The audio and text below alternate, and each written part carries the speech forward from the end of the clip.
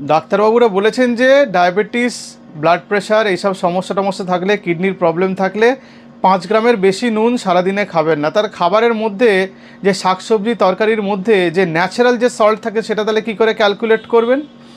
সেটা ক্যালকুলেট করা একটু কঠিন।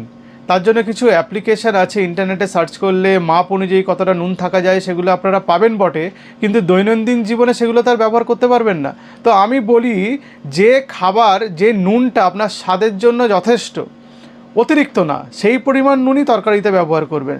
যেটা খেলে মনে হবে নুন নেই এটা মনে হবে না, খেয়ে মনে হবে নুন কম আছে কিন্তু নুন নেই এটা মনে হচ্ছে না, কিন্তু নুন আছে কিন্তু সে নুনটা যথেষ্ট নয় আমাদের জীবের জন্য, সেই পরিমাণ নুনই খেতে হবে।